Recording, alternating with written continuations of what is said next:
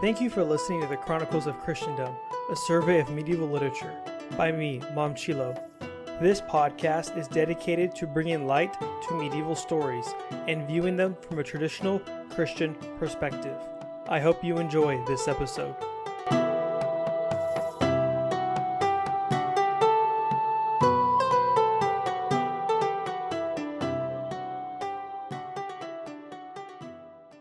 Today we're looking over an Icelandic saga called the Ere-Dweller Saga, or at least that's what it's called by the translators. We're not too sure what exactly the real, quote-unquote, real name for this story would be.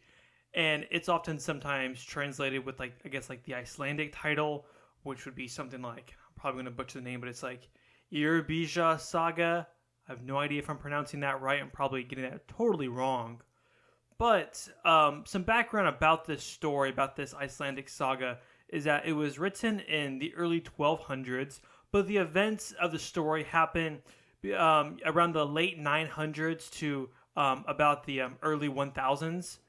And specifically, the story talks about various events and personalities on the Snæfellsnes peninsula in Iceland. And this is during the so-called Commonwealth period of Iceland, before Iceland was governed by any sort of central authority. And we're going to see how this plays out, because instead of having a central authority, or even a medieval central authority, which would be a lot less central than what we're used to now in the modern era, instead of that, what we have instead is these sort of local councils that kind of rule, in the sense that whenever there's disputes, people go to their local council, so to speak.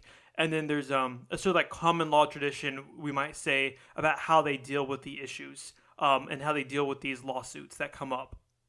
The saga's narrative itself can be quite hard to follow, especially when you're reading it, because there's all these interlacing plot lines that are occurring. So you'll talk about one character for a little while, then another character, and then you'll go back to that first character, and you'll sort of cycle through these various characters. But it's not done in any sort of systematic fashion or any sort of predictable fashion. You have one character who's introduced and he's talked about, and then another character, and then another character, and sometimes these characters drop out, and then sometimes it's way down the line where an old character is brought back up. And then there's also the fact that a lot of these characters are named after Thor, so there'll be names like Thorgunna, Thorin, Thorbjorn, just all these different names that are based off the word Thor. So that can be a kind of tricky thing to follow along, especially if you're reading it for the first time. But I'm going to try to condense the story down to be a bit more understandable. However, by doing this, just know that I'm making this story a bit more simplistic than it actually is, and you're losing some of the nuance with regards to how the interlacing is working. This narrative is also written in prose, but sometimes the characters do break out in verse, and it's quite funny. It's almost as if they're breaking out in song. Instead of answering somebody in quote unquote normal talk, they break out into poetic verse, which is kind of interesting. But for the most part, it's written in prose. And then another thing that I want to note before we dive in is that this story was written by Christians. And that's somewhat of a relevant fact, because Iceland doesn't become Christian until about 1000 AD.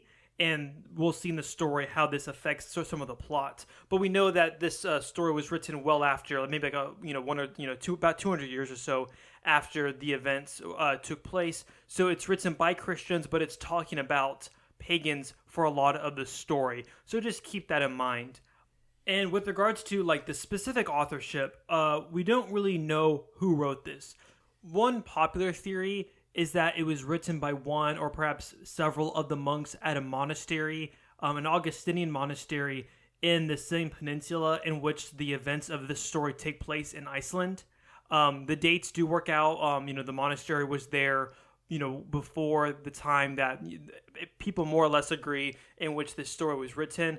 That's one popular theory. There's a couple other theories as well, but we don't really know who wrote this. We just know that this person very much is a Christian, and probably they were a native to the area, not only Iceland, but that specific peninsula in Iceland, just because of the way they talk about these topographical details and these little details that you wouldn't know about unless you lived there.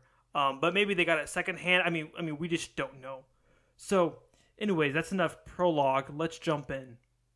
The story actually begins in Norway and not Iceland, and we meet Thorolf Mosterbeard, and he is at odds with the king of Norway. And Thorolf, he's also like a lord of some sort, right? He's not just like a common peasant. And having recently heard of Iceland and Iceland's discovery, Thorolf decides to go there to settle, farm, and he also builds a temple to Thor while he's there. And then we also learn about various other peoples who are in Iceland who have come to settle and farm in Iceland as well. And then we very quickly see a number of feuds arise within Iceland. And just so you know, when I say Iceland, I specifically mean the Snæfellsnes Peninsula in Iceland. So this would be like north of modern-day Reykjavik. So the first feud that we learn about from the story is between two families. So on one side, we have the Kjellklings, and then on the other side, we have the Thorsnessings. And the dispute is over the, shall we say, the use of land that the Thorsnessings hold sacred, but the Kjellklings want to use as a restroom. Here's what the saga says. One spring at the Thorsness assembly, so this is the area of land that the Thorsnessings consider sacred, Thorgrim Kjallak's son and his brother-in-law Askir of Eir declared publicly that they would no longer tolerate the arrogance of the Thorsnessings and meant to ease themselves there on the grass just as they would at any other meeting, even though the Thorsnessings, so full of their own importance, thought their land more sacred than any other in Breiðafjord. The Kjellklings let it be known that they were planning to waste no more shoe leather on trips to any offshore skerry whenever they felt the demands of nature. When Thorstein Codbiter, so this is one of the Thorsnessings, heard about this, having no intention of allowing them to desecrate the field his father Thorolf held sacred above all his land, he gathered his friends around him with the idea of barring the Kjellklings from the assembling ground by force should they attempt to desecrate it. So then we learn about some fighting that went on. It says, the Thorsnessings went for them so fiercely, the Kjellklings were forced back from the field down onto the beach. There they turned to face their attacker, and the fighting began in real earnest. There were fewer of the Kjellklings, but they had all the best fighting men. And then when people around kind of see that these two families are fighting, they try to basically stop the fight. But we're told that there had been deaths on both sides, particularly the Kjellklings, and many wounded. It was impossible to arrange peace terms, as neither side was willing to offer them, and each kept threatening to attack the other at the first opportunity. The spot where they fought, where the Thorsnessings had taken their stand, was soaked with blood. So this gives you a sense of how things kind of go down in Iceland at this point, right? So when you use the restaurant on somebody's sacred land, they're going to just, get all their family members and all their friends, and they're just going to, fight you and try to kill you. And we also see that since there's no central authority, you can't just call the police, so to speak. It's up to the whole community to try to establish justice and to establish peace between the families, right? So in this case, the one who's able to establish peace between these families is Thord. So Thord is interesting because he's a Kjellkling by blood, but he's married to a Thorsnessing. And so these are the terms that Thord imposes. So the first of Thord's decisions was that each side should keep the advantage gained. No compensation was to be paid for the killings and woundings on Thor's nest. The field, he said, had been defiled by the spilling of blood and enmity, so the ground there was no holier than any other. He said that those who were the first to attack and shed blood should be held responsible, as they were the ones who broke the peace, and that no assemblies should take place there in the future. To ensure their friendship and reconciliation, Thor declared that from then on, Thorgrim Kjallak's son was to bear half the cost of maintaining the temple, and that he and Thorsnessing were to share the temple dues in support of the farmers equally between them. Thorgrim was also to back Thorstein in all of his lawsuits and safeguard the sanctity of whatever place Thorstein might choose for the new assembly ground. One part of the agreement was that Thord Gilrir gave his kinswoman Thorhild, daughter of his neighbor Thorkel Menikur, in marriage to Thorgrim Kjallak's son, who from then on was known as Thorgrim the priest. So as you can see, there's a lot of Thor-based names here, and it can get really confusing really fast. But the main point to take away is that the Kjellklings and the Thorsnessings, they are able to come to an agreement through Thord, and they create a new assembly where future lawsuits will occur. And in this new assembly, it says that people were allowed to ease themselves there if they wanted to. So next we're introduced to what might be called the main character of the saga, although it's kind of hard to tell if he's really the main character, but at the very least he is the most prominent character. His name is Snorri the Priest, and Snorri is actually referenced in some other Icelandic sagas as well, but here it's noted that he maintains the temple to Thor. That's why he's called Snorri the Priest, and he's also noted as being a very shrewd man, quote unquote. And we'll see he's very cunning. He's often making deals with people, especially when it comes to the whole legal system that they have. And we'll see how this plays out. So anyways, before we see Snorri again, we learn about Snorri's cousin, Gunnlaug. So Gunnlaug, he gets really into witchcraft of all things. And he decides that he's going to learn more about it. So he visits this woman named Gerid. And one day, Gunnlaug wakes up and he has these scratches all over him, and it's said that the flesh is ripped to the bone, like you can see this exposed bone. And then the saga reads, in the spring at summons days. So the summon days happen in the spring, and that's when all the lawsuits that started, or all the lawsuits that people have pressed on other people, that's when they you come to the assembly and it's dealt there. And we learn here that it was Thorbjorn, who is Gunnlaug's father, who has sued Gerid and brings them on the summons days to the assembly for being a night witch and causing Gunnlaug bodily harm. The case was heard at the Thorsness assembly. Snorri the priest supported his brother-in-law Thorbjorn, and Arnkel the priest acted on behalf of his sister Gerid. A jury of 12 was appointed to try the case. So again, that's something we have in our modern court, right? 12 people appointed for a jury. Because of their kinship with the plaintiff and defendant, neither Snorri nor Arnkel were qualified to testify, and Helgi, the priest of Hofgardar, father of Bjorn, father of Gest, father of poet Ref, was chosen to give the verdict.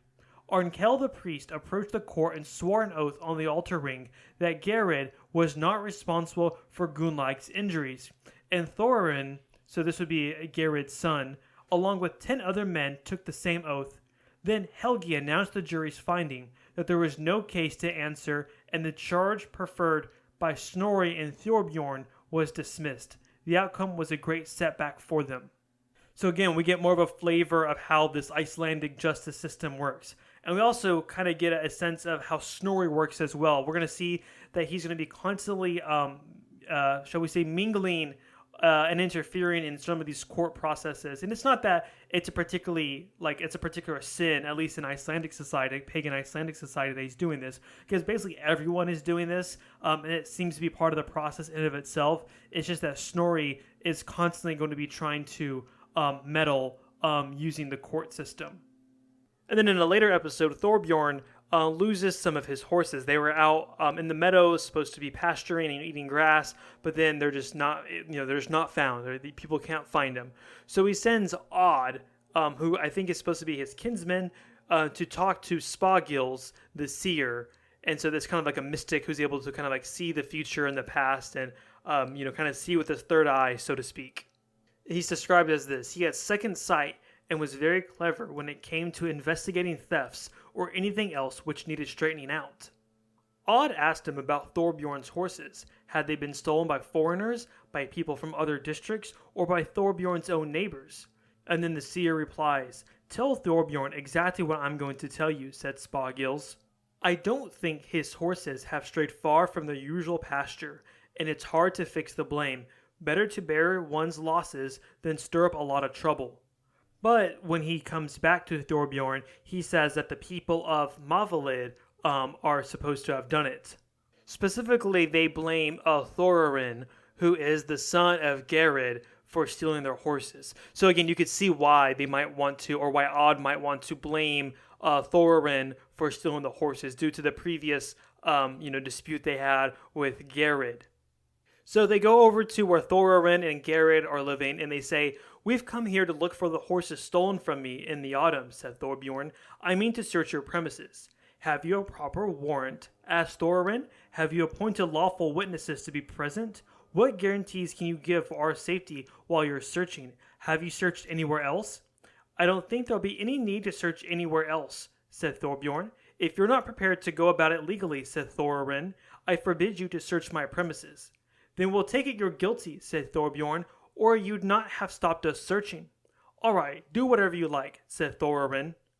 Thorbjorn named 6 men to act as jury for the door court, and charged Thorin with stealing the horses. Just then, Gerid came through the door and saw what was going on. It's true what they say about you, Thorin, she said. You're more like a woman than a man, putting up as you do with all Thorbjorn's insults. I can't think whatever I did to have a son like you. And then because of this, because of Gerid's goading of her son Thorin, he kind of, I don't want to say goes berserk because berserk is going to mean something specific later in this story. But he gets angry and a fight breaks out. And in the process, Thorin's wife actually loses her hand. And he eventually, though, they're able to force the Kjalaxans who came there to leave. And then Gerid says, my words gave you an edge. So we see that, Gerid really is this sort of like witch. She's able to use magic, but it's not necessarily casting spells. It's like using influence and using like attention and using sort of tricks and technical techniques to get what you want. In this case, she was able to like speak a spell in terms of like an insult to get what she wanted, namely for her son to fight back against the people who came to try and look for the horse. And then there's like an interesting thing that happens to Thorin after this fight. Namely, whenever he talks from now on, he always speaks in verse or in like, poetic form. He doesn't speak in prose. And I forgot to mention, but Thorbjorn, the person that Thorin killed, is actually Snorri's brother-in-law. So Thorin knows that Snorri is going to come after him, and he's going to sue him over the death of his brother-in-law. So Thorin goes and gets his kinsmen Arnkel and Vermund to be on his side. And eventually they figure out who chopped off Thorin's wife's hand. And the guy that did it is the guy who started this whole dispute, and that's Odd. So they go over to where Odd lives, and they find him, and then they kill him, along with his mother who was hiding him. And the mother's last words are a curse on the men. And Arnkel gives some advice to Thorin. So he says, there seems to be 2 ways of looking at it. If there's a settlement, you'll have to pay out a great deal of money in compensation for those killed or wounded, though our presence in court may make matters worse, particularly if we press our case very strongly. The other course open is to do everything we can to help you go abroad with all your money and take a chance on what becomes of the farm if we can't sell it. So rather than, trying to play the court system game against Snorri and everyone else, like the Kjalaxans, they decide that, or Thorin decides that he's just going to leave. Snorri tries to stop him from leaving by messing with his boat, but he gets outplayed by Arnkel, and Snorri and Vermund head off. They head off to Norway. And then Snorri presses claims in the Thorsness assembly. So even though they have left, the defendant, is no longer there, it's like a trial in absentia, I guess you could say. And the assembly agrees to outlaw Thorin. And that means when you're an outlaw, that means anybody can kill you without repercussion, but also people are allowed to just take your property. So eventually Thorin ends up in the British Isles, and we're told that he leaves the story. So he's no longer a character in the story. And then we learn that the so-called lost horses that started this whole dispute were actually found. They were found dead, but they were basically in a meadow, and they had been snowed under. They weren't stolen. So it's exactly what the seer said had happened, that they were not stolen. There is then a mention of Eric the Red, who is being tried in the court, and then, or in the assembly, rather, whatever you want to call it. And he's eventually forced out, and then he goes to settle in Greenland. And there's a detail about how Snorri stays out of this dispute because Styr said that he would owe him. Basically, he says, look, man, just stay out of this, and then when you need something, I'll help you out. So Snorri, being the shrewd man he is, accepts. And this is going to be a little bit important later. Not so much the Eric the Red part. That's more so like a cameo, I guess you could say. But more so the fact that Snorri, or that Styr owes Snorri. And although Thorin has left the story by going to the British Isles, Vermund, the kinsman that went with him, he ended up in Norway, and he eventually comes back to Iceland. And he comes back after having served this lord in Norway, and he gets a parting gift from that lord in Norway, and he gives him these two berserkers that were in his court. And eventually, these two berserkers become too troublesome for Vermund, and he basically gives them, or pawns them off essentially, to Styr. And then, we see how Styr's promise to Snorri kind of plays out here. So Vigfus, one of Styr's kinsmen, has this slave who wants to be free. So Vigfus says, look, man, you can be a free man if you kill Snorri the priest. But the attempt fails miserably, and Snorri has Vigfus killed. Normally, in this case, what you would imagine happen is that Styr would press a lawsuit against Snorri, but because Styr had promised Snorri that he basically owned him a solid, he doesn't. So instead, Arnkel gets involved, and Arnkel would basically be like Vigfus's, I guess, his nephew-in-law, like his niece's husband. And so this is what the saga says. Arnkel started a manslaughter action against all who had taken part in the attack on Vigfus, with the exception of Snorri the priest. I'm not too sure why he leaves out Snorri. Probably because he doesn't want to anger him too much, maybe. I'm not too sure. Anyways, but Snorri brought a counter action for attempted manslaughter on his own behalf, and another action for the wounding of Mar, claiming that Vigfus had been lawfully killed. So Mar was the person that was wounded when the slave tried to kill Snorri. Both sides came to the Thor's Nest assembly with a large following, but all the Kjellklings supported Arnkel, and they had the stronger force. Arnkel pleaded the case forcefully, but when judgment was about to be passed, peacemakers intervened, and thanks to their plea, the whole issue was referred to arbitration. Snorri agreed to accept the verdict of the arbitrators. For the killing of Vigfus, he was made to pay a large fine, and Mar was to stay abroad for 3 years. Snorri paid his fine on the spot, and when the assembly broke up, every lawsuit had been settled peacefully. So we get a little hint of the Icelandic legal system here when we learn about these third-party arbitrators. And, that's something we still have today, where oftentimes it's more beneficial instead of going through the court system, which can be rather bureaucratic and, take a long time. You instead go to arbitrators and deal with it through them. So then we circle back to the berserks that Styr has, the two berserks from Norway.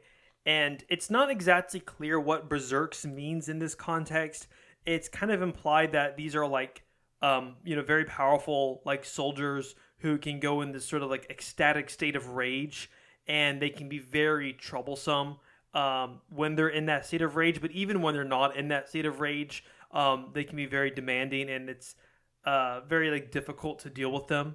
So eventually, Styr gets tired of them, so he wants to, kill them, basically. So he actually asks Snorri the priest for advice, and Snorri comes up with this plan to kill them in, a bathhouse. And then once they're dead, Snorri marries Styr's daughter. So I hope you're getting a sense of how this interlacing sort of works. You can kind of tell, I'm really trying to smooth over a lot of it, but I think even with my smoothing over, you can kind of tell where some of this happens. You learn about the berserks, then they kind of disappear for a while, then all of a sudden they appear yet again, and then some major action happens. So the next sort of episode involves Arnkel and his father, Thorolf Twistfoot, and they don't really get along, and they live in two separate sort of estates or farmsteads. So one day, Thorolf's men are caught stealing their neighbor's hay, and the neighbor is named Ulfar. So Ulfar, knowing about the kind of animosity between Arnkel and his father, goes to Arnkel and tries to get him to sort of fix the dispute or sort of maybe get back at him somehow. So Arnkel, he pays Ulfar back for the hay, and then Arnkel steals 7 of his father's oxen as compensation for the payment that he had to make to Ulfar. And this starts this sort of tit-for-tat cycle of revenge. So in response to this, because remember, Thorolf sees that Arnkel's slaying of his 7 oxen as compensation as sort of illegitimate. So now he has to get Arnkel back. So what Thorolf does is that he sends slaves to go and burn down Arnkel's farm. but they fail miserably. This is kind of like a trope in this story, actually, is that, slaves are sent to do something, and then they just like fail miserably at their task, like when a slave was sent to kill Snorri. So in this case, the slaves are sent to burn down Arnkel's farm, and they just suck at it, and it just doesn't work, and they're killed. So Thorolf goes to Snorri to help him with his son, and he gives him a bribe. He gives him a bribe of this woodland area that he owns, and he says, if you help me out, then you'll get some of this wooded area that I have. So Snorri eventually agrees. So Snorri, he initiates a lawsuit against Arnkel for the killing of the slaves, specifically the slaves that were trying to burn down his farmstead, and referred the case to the Thorsness Assembly. Both sides turned up at the assembly in large numbers. Snorri pleaded the case, but when it came to court, Arnkel asked the court to dismiss it on the ground that the slaves were committing arson when they were caught. Snorri agreed that the slaves could have been lawfully killed at the place where they committed the crime, but, Snorri says, you took them over to Vadelosofti to put them to death, he said, and that's why compensation must be paid for them. In this way, Snorri saved the case, and Arnkel's plea for dismissal was invalidated. Then people stepped in to reconcile them, and a settlement was made. Styr and his brother Vermund were chosen to arbitrate, and they awarded 12 ounces of silver for each slave, the entire amount to be paid on the spot at the assembly. When the fine had been paid, Snorri handed it all over to Thorolf, who took it and said, it never occurred to me when I gave you my land that you'd be so slack in following this up. I'm sure that if I had left it to Arnkel, he'd never treated me so badly or paid me such poor compensation for my slaves. So there's a little bit of nuance here in this, what happens in this lawsuit. So because the slaves weren't killed where they were found, rather they were taken to like a different area and then they were killed, it's argued that there's reason that compensation should be paid for the slaves that were killed. However, when the payment actually comes down, they only make him pay 12 pieces of silver, or 12 ounces of silver rather, for each slave. And elsewhere in the story, we learn that that's like the default payment for killing a slave. We'll actually learn later in the story that if you kill someone's slave, but within a certain time period, you give them you give the owners like 12 ounces of silver, then they legally can't take you to court. So basically he gets like the bare minimum payment, and he's rather upset about it. And he's actually upset at Snorri as well, because he thinks that Snorri didn't plead the case strong enough on his behalf and just wanted to like snag the wooded area. Thorolf eventually dies, and it's not really too clear how he dies. It seems to be like quote unquote like natural causes. However, there is reason to suspect that he died because of an earlier curse. So earlier I mentioned that when Thorin, Arnkel, and Vermund went off to kill Odd's mother, or Odd and his mother, that Odd's mother, cast a curse on them, essentially like right before she's about to die. But I didn't read it to you, so I'm going to read it to you now, or at least the relevant part. So she says, as for you, Arnkel, since your mother's dead, she can't bring you bad luck. But I lay this curse on you, that before this is over, you'll suffer more because of your father than Odd has suffered because of me. The time will come when everyone will see what kind of a scoundrel your father is. So maybe that's in part the dispute that just happened with Thorolf and his son. But what I'm about to read might change a few things.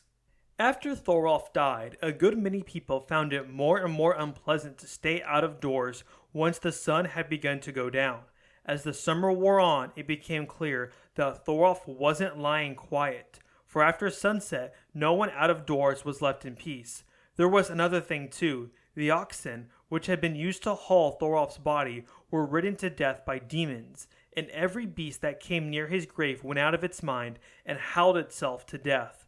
The shepherd at Havam often came running home with Thorolf after him. One day, that autumn, neither sheep nor shepherd came back to the farm, and next morning, when a search was made for him, the shepherd was found dead not far from Thorolf's grave, his corpse coal black, and every bone in his body broken. They buried him near to Thorolf. All the sheep in the valley were found dead, and the rest that had strayed into the mountains were never seen again. Any bird that happened to land on Thorolf's cairn dropped dead on the spot. All this grew so troublesome that no one would risk using the valley for grazing any longer. Thorolf often appeared on the farm, haunting his widow most of all. A lot of people suffered badly from it, but she was almost driven out of her wits, and eventually the strain of it killed her. Her body was taken up to Thorisdale to be buried beside Thorolf's cairn, and after that, the people of Havam abandoned the farm. So perhaps this is part of the curse, and the fact that people are seeing Thorolf, like they see him, even though he's dead, they still see him, and they see him like doing bad things, like killing people and killing animals, all this stuff. They realize that, maybe in his life on this earth before he died, he was also like a bad person. However, whenever Arnkel was around the farm, nobody or none of the ghosts or any of the spiritual stuff was happening. It seemed like Thorolf was giving a rest to Arnkel. And eventually people start telling Arnkel, hey man, look, this is your father who died. It's him who's haunting everything. It's your responsibility to take care of this. So eventually Arnkel, he removes the body, and then he puts it in a different grave, and then he builds a wall around the grave. And then because of that, once that happens, the hauntings stop. We then learn about some more kind of back and forth feuding between Snorri and Arnkel. And then eventually Snorri just sends men to kill Arnkel. Arnkel is just out in the field one day, and he sees all of these men sent by Snorri with weapons and armor that are going after him to kill him. So he sends the slave that he has with him to go back to their homestead or their farmstead to go and get more men to defend them. However, again, the trouble the stupid slave comes up again here. When the slave sees another slave working, he just starts helping the other slave and just totally forgets about what had happened. So Arnkel is basically left to defend for himself, and he makes a pretty valiant last stand, but he eventually does die and he is killed. And then the story says, coming back now to Arnkel's slaves, they finished carrying in the hay and went into the house. As they were getting out of their leather working clothes, Arnkel's men woke up and asked where he was. The slave acted just as if he had been roused from a dream. The fact is, he said, Arnkel must be fighting with Snorri, the priest, by now.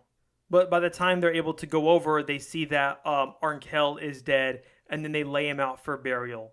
And this is how the saga kind of commemorates Arnkel. It says, Arnkel was mourned by everyone, for of all men in pagan times, he was the most gifted. He was remarkably shrewd in judgment, good-tempered, kind-hearted, brave, honest, and moderate. He came out on top in every lawsuit, no matter with whom he had to deal, which explains why people were so envious of him, as is shown by the way he met his death. So we're going to skip a little bit of the story. A lot of it has to do with Snorri feuding with some people in Iceland. And then we'll pick up where Christianity is introduced. So the story says, the next part of the story tells how Gizur the White and his son-in-law, Hajalti, came to Iceland to preach the faith. Everyone in Iceland was baptized, and Christianity was adopted by law at the Althing. It was Snorri the priest who was more than anyone else persuaded the people in West Fjords to embrace the new faith. Soon after the assembly broke up, he started building a church at Helgafell, and his father-in-law Styr another one at Hran. The priest promised each farmer as many places in heaven as there was standing room in any church he might build. This proved a great inducement to them to put up churches, and Thorod, the tribute trader, had one built on his farm at Frodriver. But since there was only a few priests in Iceland at the time, it was hard to find any to sing mass in them. So these people, the Icelandic people here, they built all these churches with the introduction of Christianity, and they have a sort of zeal about them. However, they just don't have enough priests. And it is interesting that Snorri, who's in charge of the temple to Thor, becomes one of the most ardent Christians on the island. Perhaps that's a bit opportunistic, or perhaps it's more of a genuine conversion. So a ship lands in Iceland full of Irish and Norwegians shortly after Christianity was introduced into Iceland and adopted into Iceland. And one of the women on the boat that came over is named Thorgunna. And she had a lot of nice clothes and items. It's told that she had all these like silk sheets, she had this really nice bed, and all these luxury items, which would be really hard to obtain in Iceland. And then Thurid, who is Snorri's like half sister, when she hears about this, she gets very excited. So it says, when Thurid, a fro driver, heard about it, she was very keen to see all this finery, for she was a vain woman and extremely fond of elegant clothes and rich adornment. She traveled to the ship to see Thorgunna and asked if she had something very special in ladies' clothing. Thorgunna said she had nothing for sale, but added that she had plenty of fine things to wear herself, so that she had no need to feel ashamed to go to feast and other gatherings. Thurid asked her to show her her things. Thorgunna did so, and Thurid thought them attractive and tastefully made, but not particularly expensive.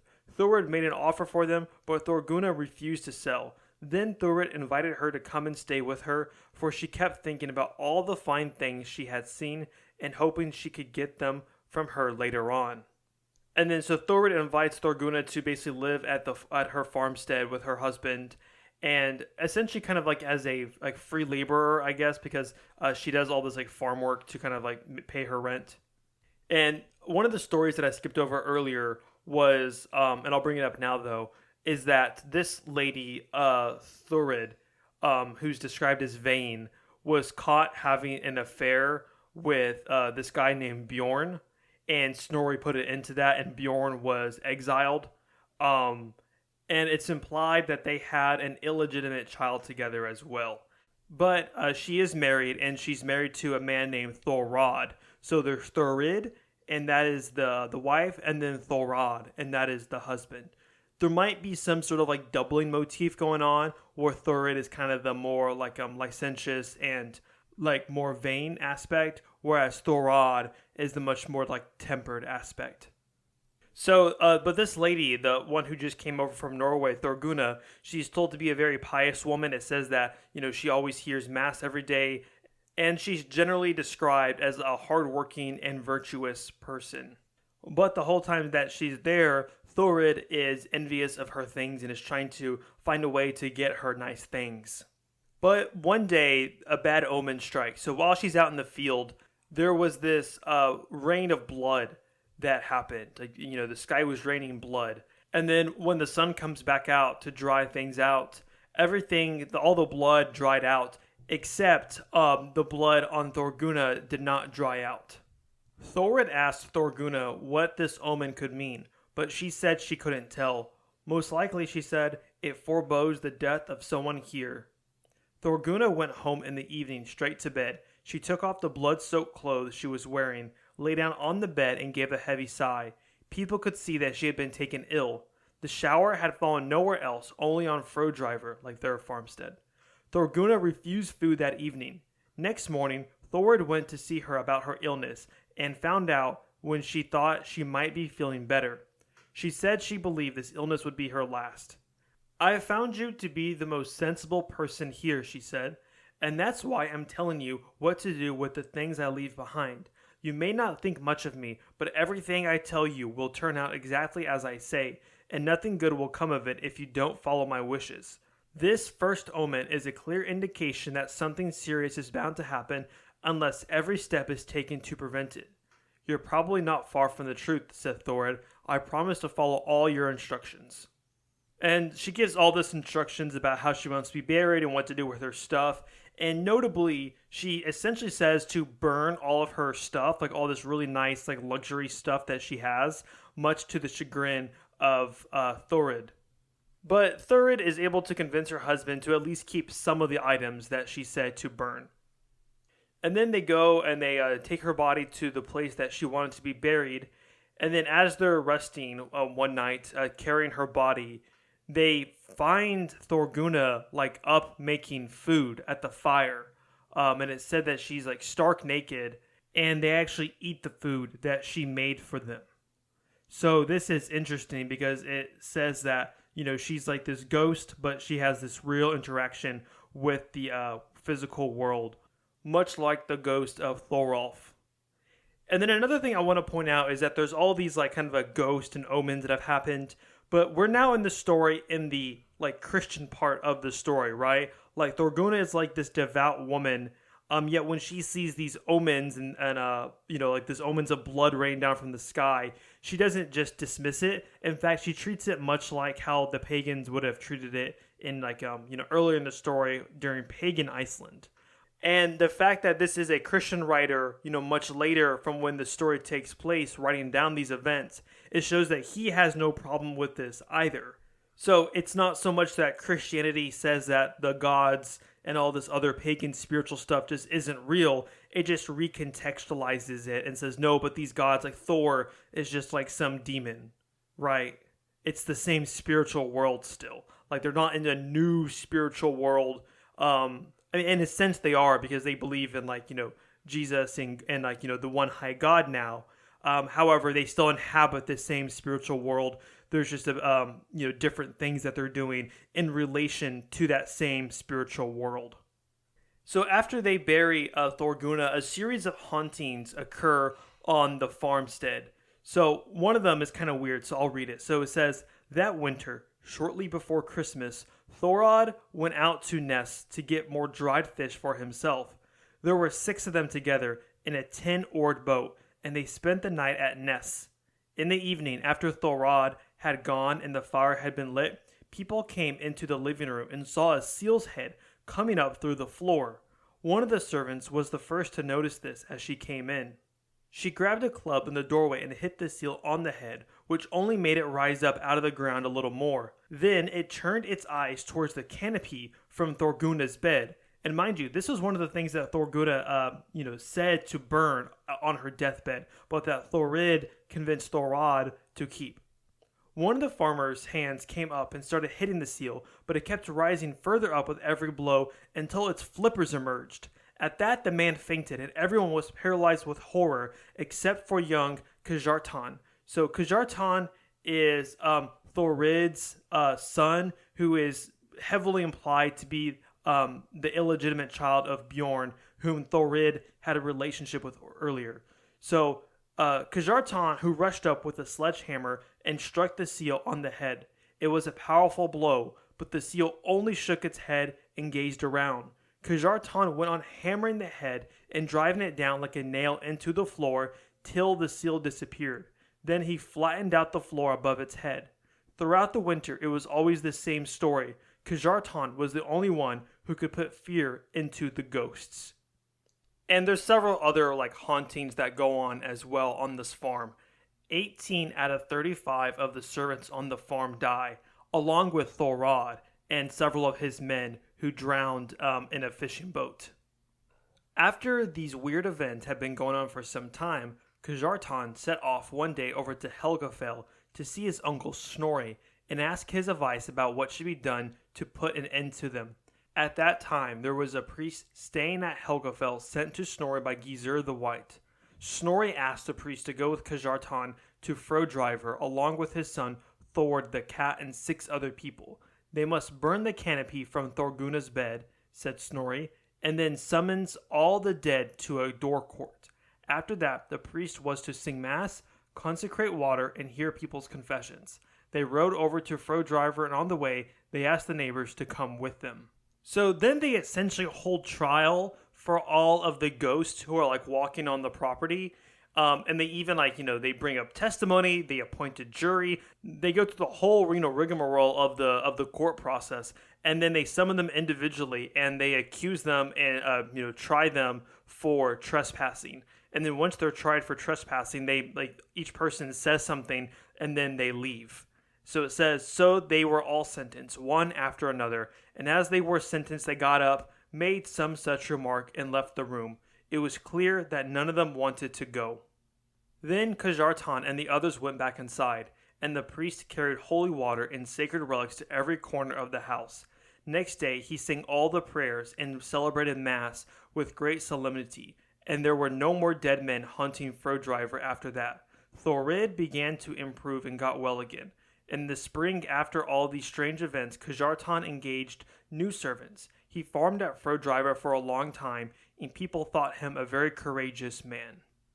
So even though Christianity has come to Iceland, a lot of the feuding habits have still stayed in place.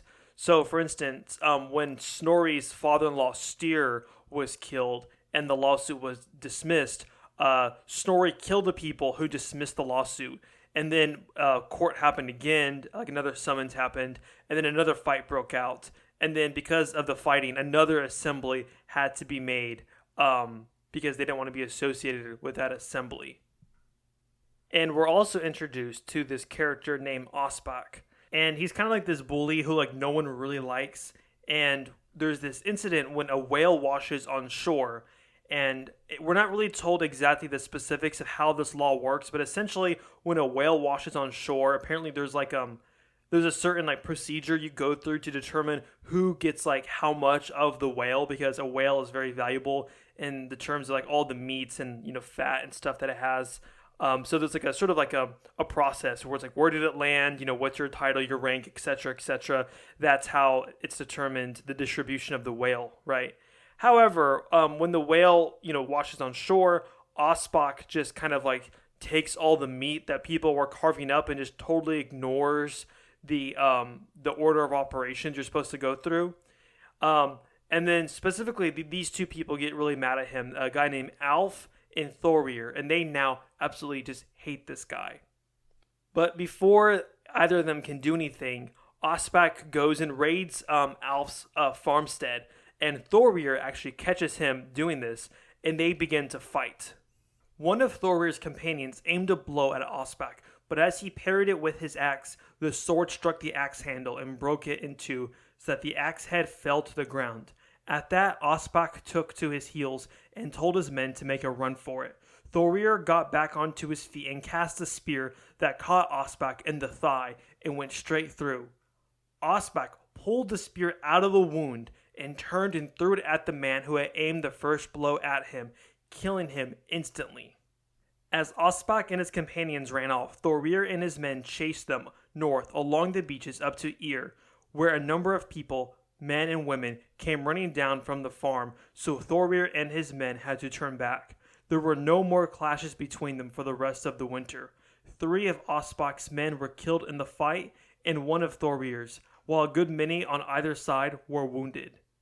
So we see what the type of like warrior that Ospak is. He gets the spear that's like gets stuck in his leg, and then he just pulls it out, and then he throws it and kills the person who dared to throw it at him. So at the assembly, Ospak is declared an outlaw, and he then moves to like the Strands, which he basically kind of moves like to some islands outside of Iceland, and he continues to raid from there. But then the people in the new place where he's living get tired of him, and they kick him out as well. And then Ospak goes back and kills Thorir. And then Ospak and his men, they make a stronghold somewhere up north. So Snorri kind of takes this problem on, and he gathers a bunch of people and creates like a little army to go and kill Ospak. And Snorri and his army defeats Ospak in their little fortress that they made. And then, he kills several people, and then the rest of them, they get scattered in all directions. So now we go back to the story with Arnkel and his father Thorolf. So you remember Thorolf Twistfoot was haunting all these farms and all these people, and Arnkel has to deal with it. So he takes his father's body, and then he moves it, and that, stops all the hauntings. However, Arnkel then dies, and then once he dies, Thorolf Twistfoot is back again haunting people.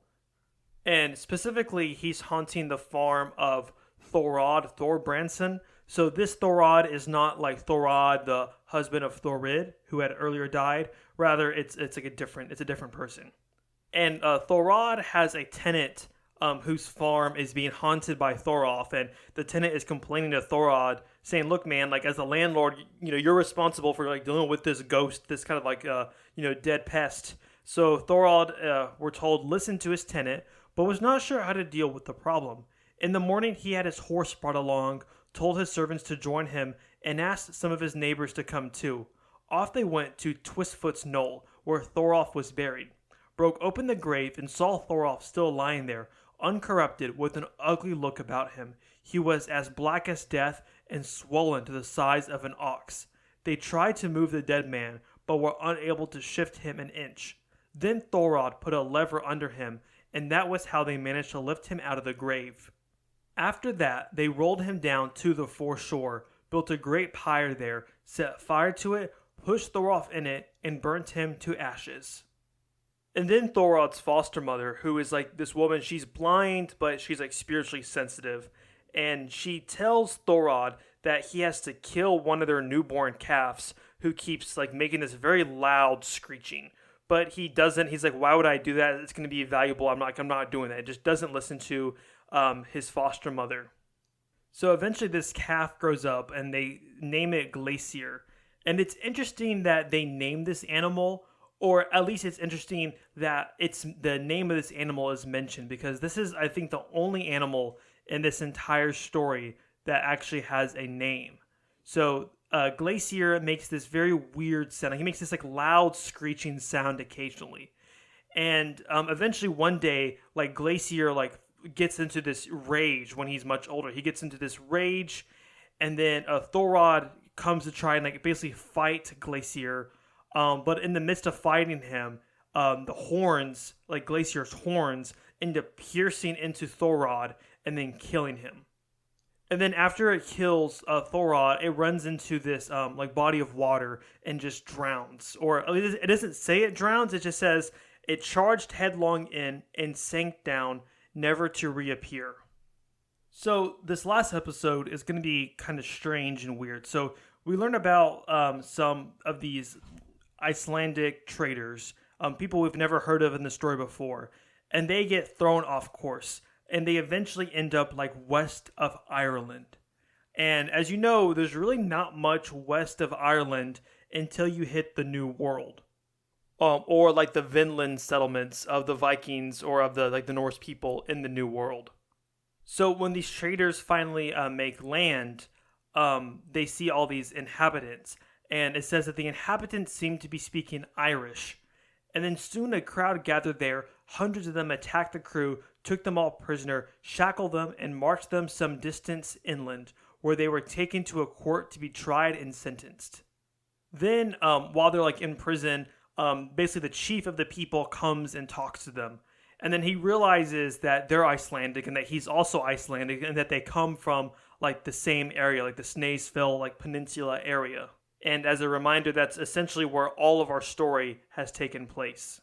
And like he starts asking them about, how are things, going back in Iceland? Like how's Snorri? Like he mentioned Snorri, and it says that he's particularly concerned about a young man named Kjartan. So Kjartan, remember, is like the son of Thorid and of Bjorn.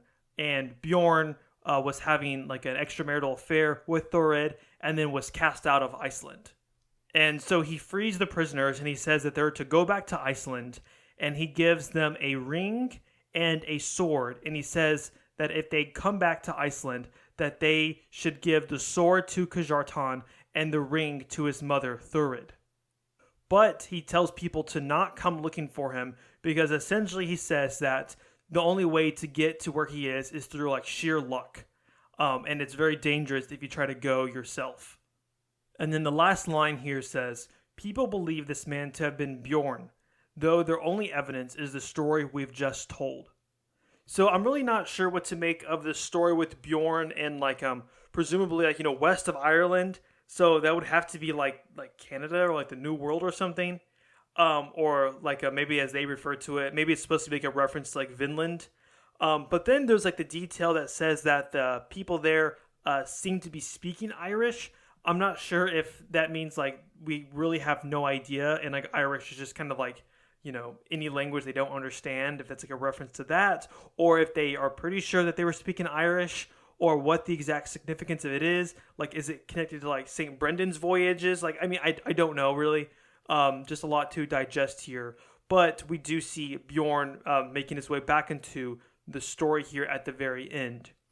And then I guess there is a little bit more at the end, but it's just like a detailed list of some of Snorri's descendants and kind of some of the stuff that they did a little bit afterwards. It's very short.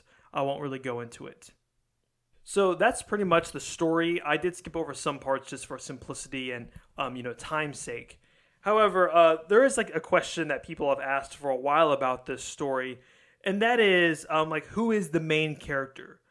In terms of prominence, it looks like Snorri is the main character, but Snorri isn't like a good person per se, like he's described as being shrewd.